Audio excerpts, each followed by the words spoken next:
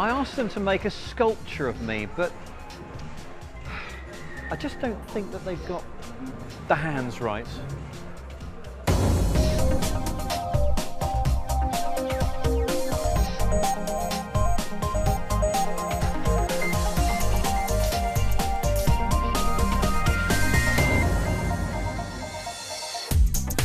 This week on Click, a digital art special, as we look at the works that could set the old masters spinning in their graves.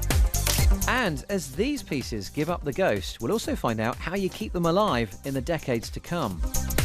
Even Webscape will take us on an artistic journey, so prepare to be enlightened. This week sees the start of art season here in London, when all the big art fairs descend on the city. Welcome to Click, I'm Spencer Kelly, and welcome to a show called The Other Art Fair, which opens in just a few hours' time, hence the frantic action going on in the background at the moment.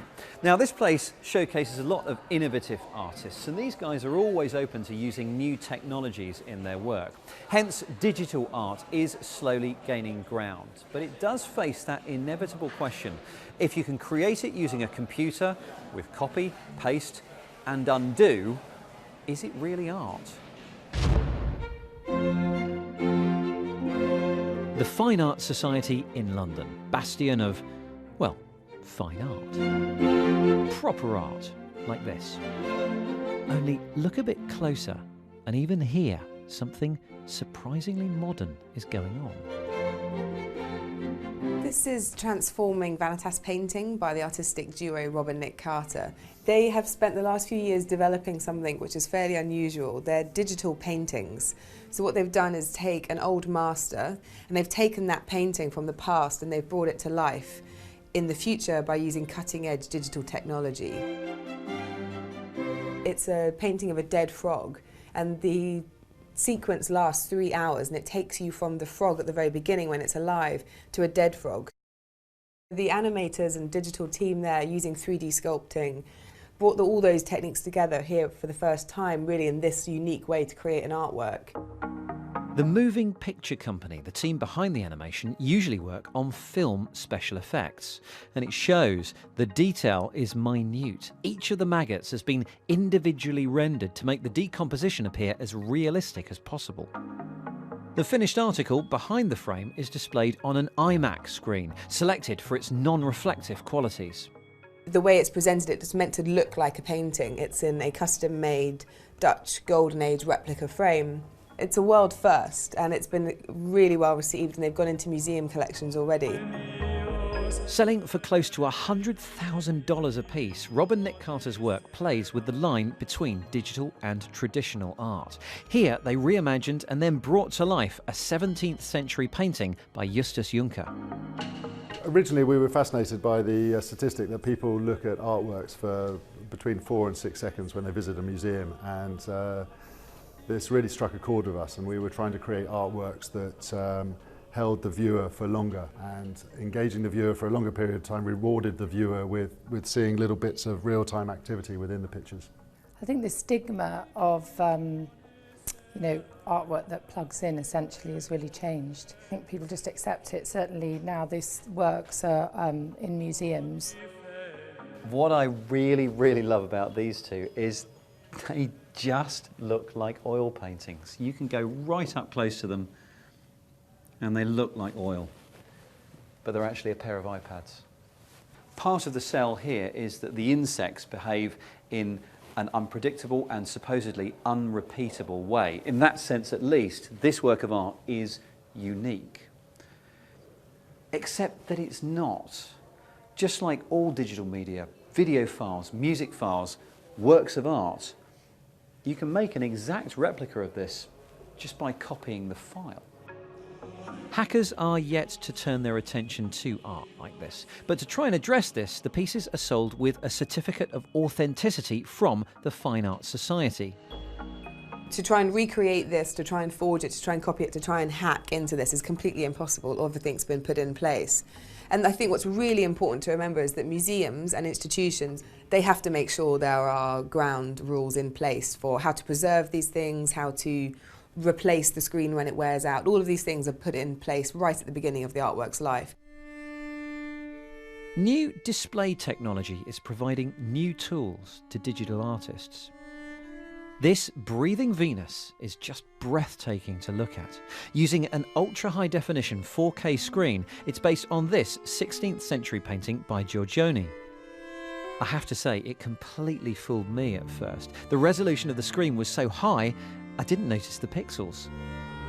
We have wondered recently what 4K screens are for. Well, maybe this is the answer. UK retailer John Lewis has commissioned a range of digital artists to make content for these very expensive 4K TVs, which it hopes to sell. Graffiti artist Inky took an illustration and animated it. It was the first time I've done something where all the art in a gallery is digital. But the richness, particularly on, I think it was the Samsung one that we were looking at with the sort of Van Gogh attempt, the colour depth on that is just incredible. I've never seen anything like it. When I first saw these artworks, I naturally assumed that they were computer generated, but this is just the result of the artist shining a light down a good old-fashioned kaleidoscope, which is about as analogue as you can get.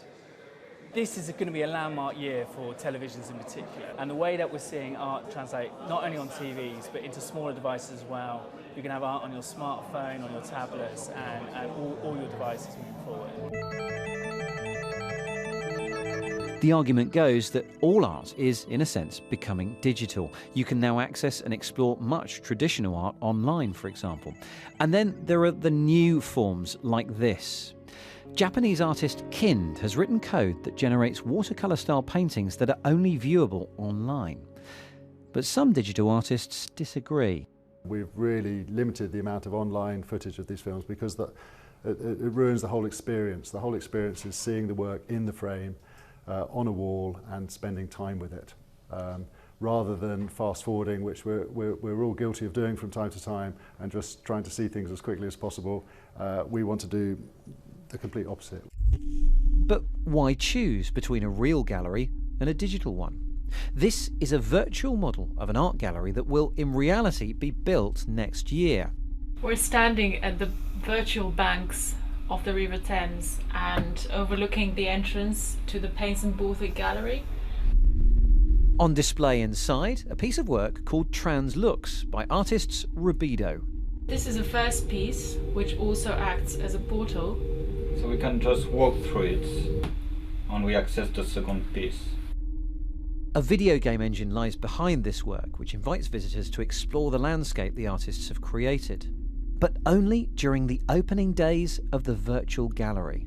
In this environment, the gravity was reversed. So in a way, we're playing with the laws of physics and creating our own rules. Like offline exhibitions, after 3 weeks, it too will close. The file of the piece will then be sold as a limited series of 3 for around £5,000 a pop and will be presented to its buyers on a DVD.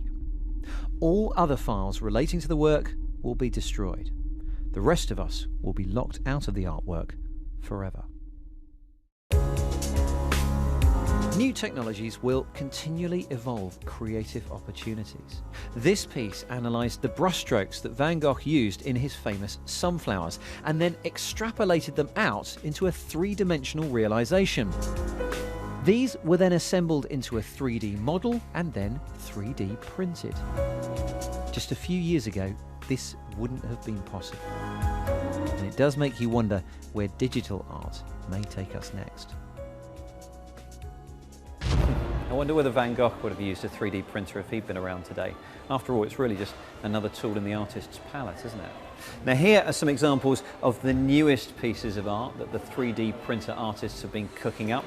The best thing about this concept for me is that you can make stuff that it would be impossible to create in any other way. You couldn't make casts for this stuff, and if you were to try and sculpt it, well, it would take you the rest of your life, wouldn't it? Here is a 3D printer which is currently laying down layers of plastic in the background. That's working on something brand new over there. And the guys behind this exhibit are really excited about the fact that higher resolution 3D printers, which use lasers to get increased accuracy, are now becoming more accessible. Okay, more digital art from Click in a couple of minutes after a look at this week's tech news. Snapchat, the photo sharing app, which is supposed to cause users' photos to vanish after viewing, has had its central self-destruct feature compromised by another app. 350 million photos are shared daily on the platform, but now Snap Hack claims to be able to permanently save photos without the sender's knowledge. In a separate development, the company has admitted to handing over unviewed photos to US law enforcement authorities. First Google Glass, and then the likes of Aura. 2014 is going to be a busy year for augmented reality glasses, and the market is set to get even more crowded with the introduction of the Cast AR specs, courtesy of a couple of ex-Valve software employees. These glasses work differently from other models. They're fitted with tiny projectors, which project 3D images onto reflective surfaces. A camera on the glasses tracks the wearer's head movements, and the user sees an image which looks like a 3D hologram. The project is, of course, being funded via Kickstarter. Google's facing a backlash over plans to use Google Plus social network data in adverts. The changes, which come into force in November, will see names and photos appear below the ads of businesses that Plus users have followed. As a protest, some users of the site have Schmidtified their profiles, replacing their own photo with that of Google chairman Eric Schmidt. A similar scheme saw Facebook eventually shelling out $20 million in compensation after users weren't asked for permission. Google says users can opt out of the service though, if they find the right page, that is. And there's Wi-Fi at the bottom of Lake Erie. Well, kind of. The University of Buffalo in the US trialled an underwater wireless network there this week.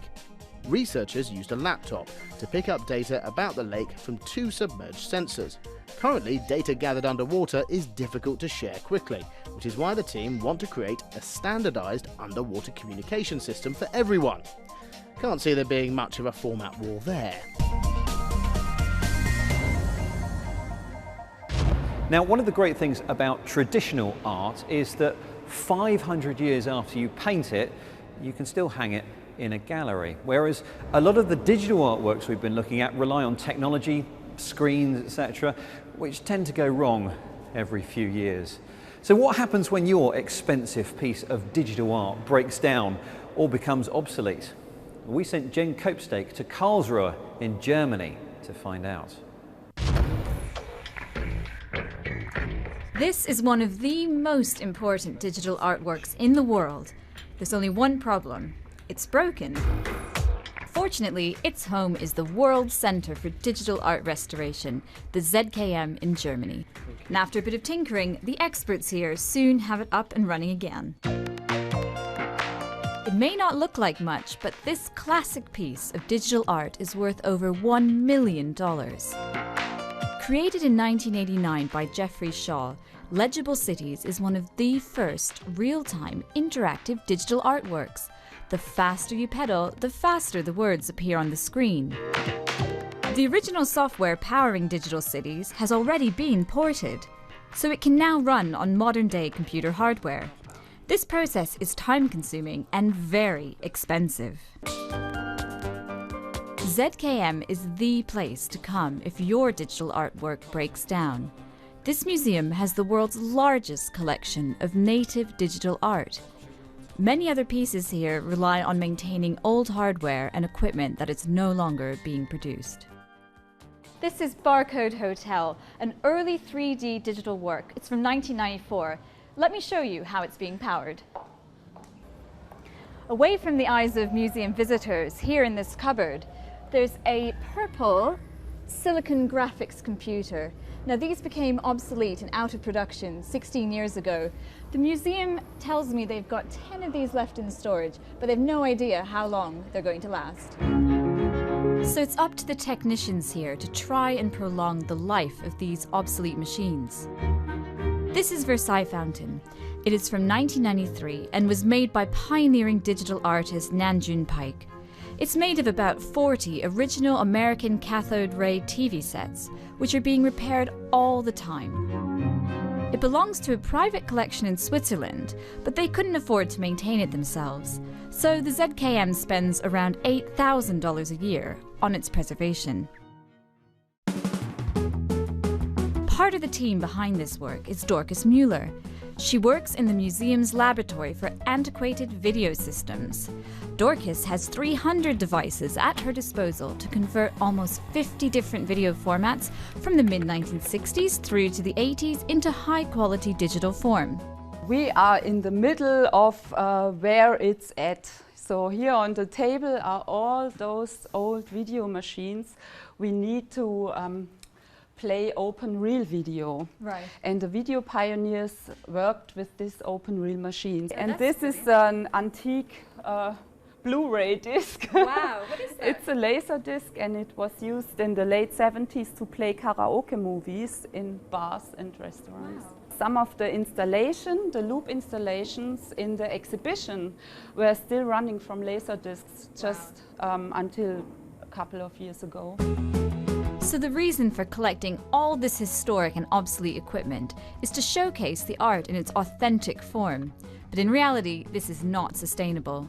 That is why we need a second strategy, which is migrating the work, migrating the data of the work to a different platform, or even porting the program to a different system, to a different computer system, which is quite complicated and quite expensive. As well as migrating works, the files behind the art need to be stored. In the past, they were contained in this giant jukebox, dozens of CDs and DVDs holding just 1 terabyte of data. Now, these 6 drawers in the server room act as an archive. Each drawer holds 40 terabytes, and it's backed magnetic tapes, which they say are more reliable. Of course, all these efforts aren't without controversy. There's no consensus in the art world on whether going to these lengths to preserve digital art is the right thing to do. There are very different opinions. People thought that digital technology is without any substance, so it will exist over all the times. Yeah? It must just be copied from one hard disk to the other hard disk, which is not the only solution, because since we have system change in hardware and in software, the artwork is normally being lost quite soon. Most of the artists don't think about that. Whatever the disagreements, classical digital art will be lost forever if preservation solutions don't evolve. And that means future generations would miss out on this $1 million digital experience. Jen Copestake, and I'm pleased to say Jen at least didn't break the bike again.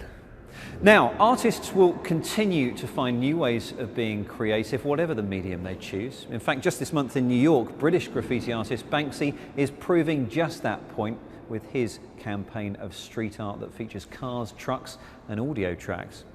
Well, it's time for Kate Russell to be creative now, using the medium of Webscape on the vast canvas that is the internet.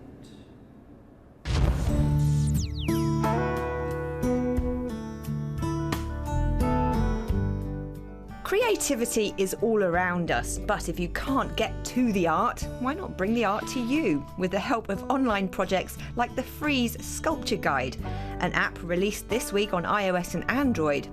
Its primary function is to be a guide for those visiting the Sculpture Park in London, but art lovers from all over the world can download it to learn about the 20 contemporary installations featured in the park and their creators, including photos and audio descriptions. Collectively, these sculptures are an expression of the fun, the naughtiness, the humour of the medieval masons who carved them as drainage points. Another amazing artistic exploration takes us on a trip down the rabbit hole, with the kind of incredible visual journey that only the interactive web could deliver. Infinite Oz. Their voice patterns are familiar. Gazing at this site as you sink deeper and deeper into the delightful graphics and lose yourself in the ambient sound effects and occasional quote from the book, it's hard not to imagine how Dorothy must have felt. We are definitely not in Kansas anymore. If you need your internal location markers reset after such a fantastical journey, here's something a little closer to home. GeoFlickr pulls up a selection of geotagged public photos that are close to your location from popular image sharing platform Flickr. You can enter whatever location you want, so it could also be useful for checking out what sites might be worth seeing when planning a trip somewhere further afield. Got to the door and again I couldn't stop. Once you come back from that trip with a hard drive full of stunning digital photographs, give them a worthy home on the web with SmugMug. Choose a portfolio template and customize it as much and as many times as you like in order to elegantly display your digital life as a website. You can upload videos as well and even use the site to sell images to your fans.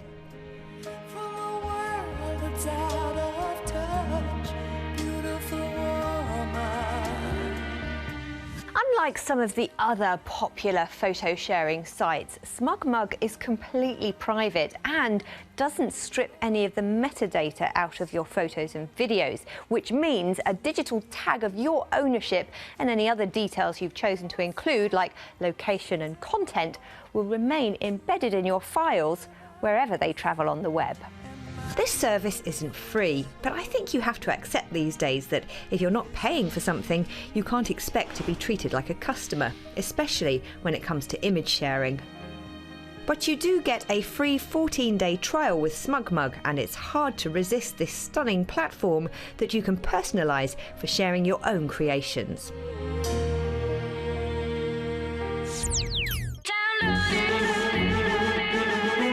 If you just want to share the odd file, take a look at Get. You can use it in any browser without any plugins or installations. You don't even need to register, although doing so will increase your free storage limit from 250 megabytes to 2 gig. There is a Chrome extension too if you prefer. What's different about this site is that it works in real time. So you upload your stuff and it doesn't need to have finished before you can share the link and others can start downloading it. You also get some nice statistics which will be useful if you're sharing content for promotional or work purposes. Use the links to share across the main social platforms or just email it to your recipient. This isn't an ultra-secure stash for sensitive files, although your files are semi-private, so only those with the direct download link should be able to find them. But it is a great tool for easy sharing if privacy isn't an issue.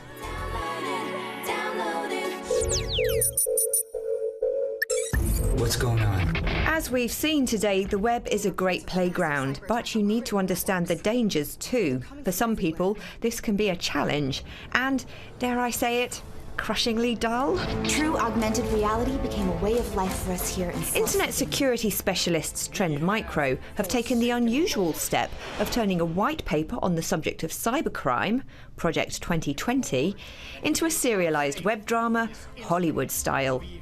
It turns the tough technical information into a relatable piece of fiction that we can all understand. Tune in at 2020.trendmicro.com, where episode 3 of 9 was released this week. We may have a problem. Death toll has risen to 90 in what experts are calling the biggest cyber attack of the century, the Great Switch Off. Thank you, Kate. Kate Russell's Webscape, and those links are all up at our website, of course, if you missed them. bbc.co.uk/click, the address you need. You'll also find regular updates to your tech news and various old bits of the programme to watch there too. And if you'd like to get in touch with us, feel free to email click@bbc.co.uk, and you can get hold of us on Twitter, Google+, and Facebook too. That's it for now. Thank you very much for watching, and we'll see you next time.